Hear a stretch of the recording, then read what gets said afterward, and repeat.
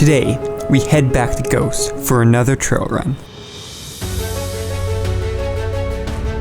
This time in the popular Lost Knife area. We're pushing my stock Forester to its limits and seeing how far we can go with 8-year-old all seasons.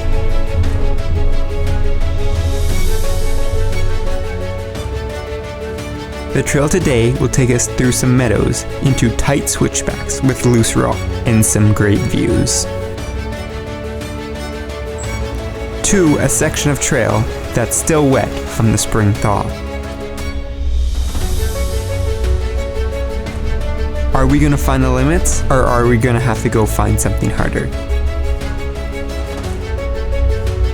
You'll have to watch today's video to find out.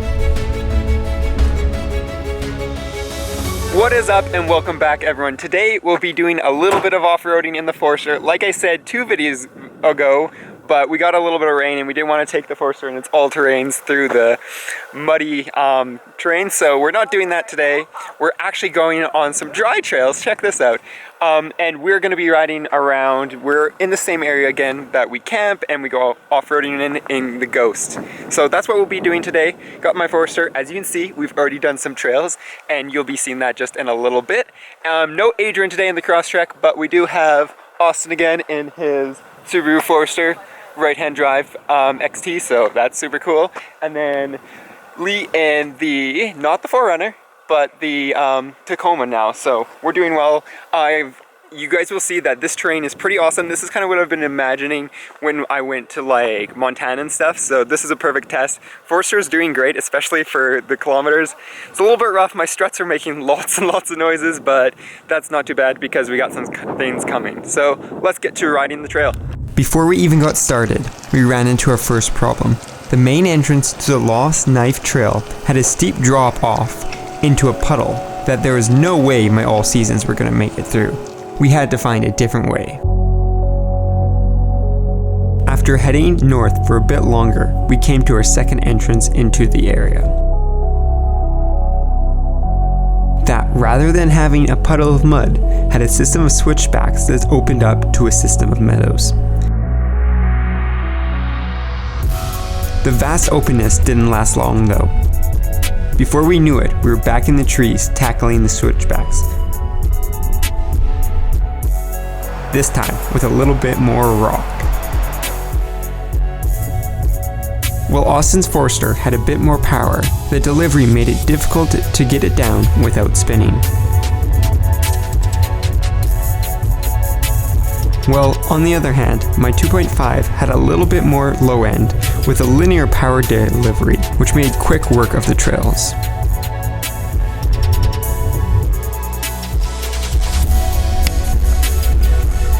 The Tacoma, well, it just walked through everything. Well, we took a little break, but we're back on the road and it is rough as you expect, but the Forester is doing surprisingly well. I'm actually surprised on how well this Forester is doing. As I said, 8-year-old like stock all seasons, and it's just going through stuff that I didn't think it would. We're going up some pretty steep hills, as you guys saw. That's first little bit and then going down some steep little hills, so it is definitely a hardcore kind of trail. Well, hardcore for this car, not hardcore for some of the Jeeps and some of the other stuff we've been passing. But yeah, it is a lot of fun, and this is kind of the stuff I envisioned when we're saying off-roading, so I'm really happy we're doing it. But now we gotta kind of continue through this hole and see if we can make it. I'm pretty sure our car can make it through this. I'm just gonna go up here. It's getting a little bit wet, but hopefully these all seasons don't slip and slide.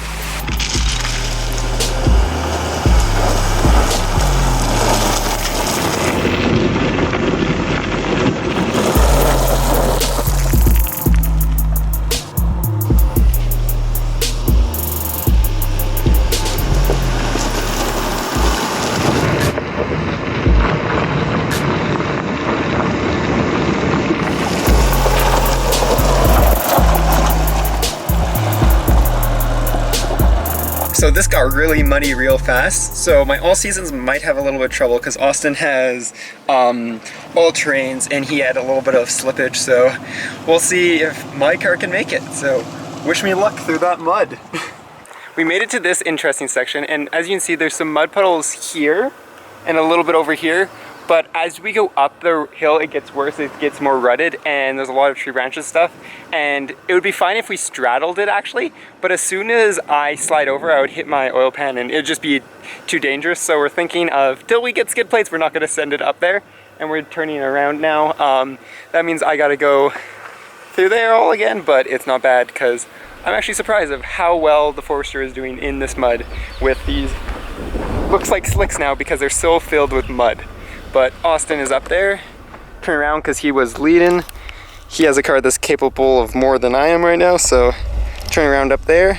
And then Lee is just turning around down here where I actually tripoded right here. So hopefully it's relatively easy to get up. What is that behind Austin? Oh, a pre-runner.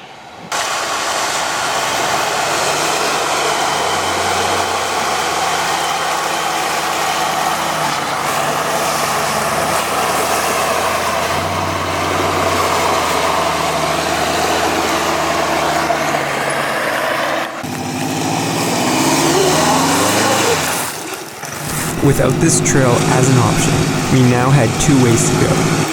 The first, go to the puddle at the start of Lost Knife and hit it from the other side. Or, double back and take the same trail we got in with. We decided on the latter of the two. Well, my car made it through somehow magically. We thought we were totally gonna get stuck with this one, but both tires were in the mud and then one was up in the air and it somehow did it. So I am impressed. Subaru's doing it again. I'm going around here. Well, as I said, we are now heading our way back up. So we're going up the Switchbacks. It's so there's two trails that kind of go to this area, Lost Knife and the Switchbacks. And we're doing the Switchbacks because Lost Knife has a super sketchy mud hole at the very start. And we're worried that my car might not just make it through. So we're gonna play it safe and just cruise through here instead and have a little fun on the Switchbacks, get some more footage and whatever. So yeah, enjoy it. So these Switchbacks are really cool because they kind of like weave up and down the mountain and kind of go over the top, but they also are a little interesting because you essentially have to go up these Switchbacks. Some of them are pretty loose and as you can see, it takes a little work, but this Forester has been doing really well. I'm impressed. And then all you gotta do is once you go up is come back down, and sometimes a little bit of a sketchy trail. Knowing the trail, we were able to push a little harder and make great time. A lot of the wet spots had dried up, and it was warm enough now to keep the windows open and cruise through the forest, enjoying the view and the trail. But it wasn't long before we ran into our next problem. We got some people down there doing a recovery, and now they want to come up this switchback because they're facing this way, and well, there's not a lot of room.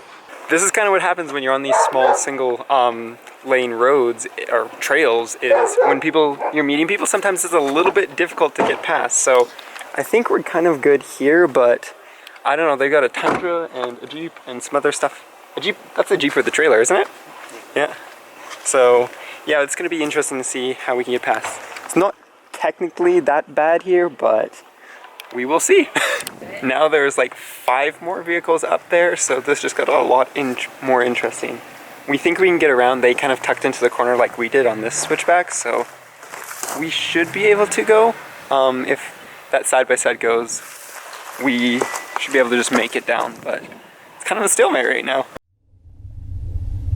Thankfully, the other group was able to wedge themselves into the corner and give us and the group behind us enough room to sneak by.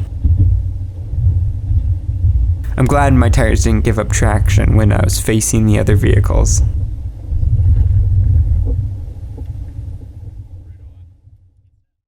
So it is a busy day out here on the trails today, guys. I haven't been able to stop as much as I would have liked, and that was just a nice tree wrench. As much I would have liked to record some of the hills and angles is just impossible because people behind us, and now there's people in front of us, dirt bikes and stuff. So yeah, it's a busy day out here today, but I'm glad to see a lot of people enjoying it because it's really nice. It's really, really nice out here. So looks like we're doing another hill climb.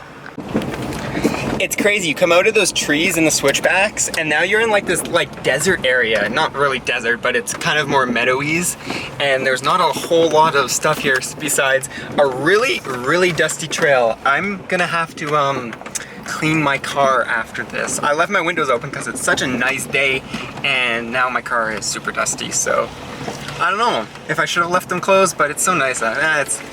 We gotta detail the Forester anyways, right?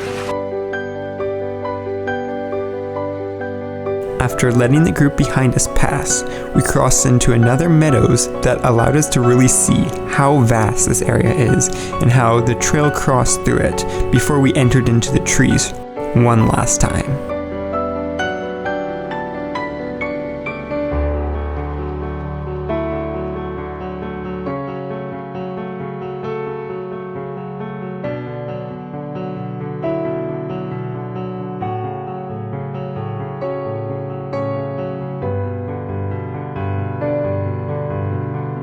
And before long, we popped out of the trees and into the meadows at the start of the trail, with a great view of Highway 40 below us.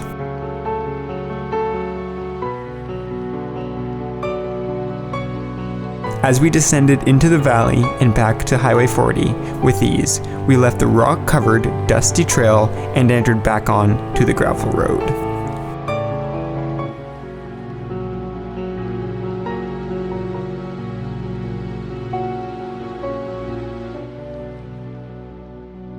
The wind really picked up, but we made it down to the parking lot and we just finished airing up and we're kind of going our separate ways now. So yeah, this was an awesome day. I have to say, this is kind of what I wanted to go do in the Forester, just to test it. And I'm extremely impressed with how well this Forester did for being stock with all seasons, no lift, and the only real like off-road mod we have is the transmission cooler, which is incredible. It is awesome, so I'm really glad we went ahead and did that. I was a little busy, as I said, so I didn't get as much footage as I would like, but I'm sure I'm able to cut this up to a pretty cool video. So I hope you guys enjoyed this awesome little off-road adventure, and look out for a lot more of these, because this is just the start. As I said, we're going to be doing some stuff for Forester, but I think next video is going to be another STI one, so look out for that. But anyways, that is going to be it for today, so as always, peace out and stay humble.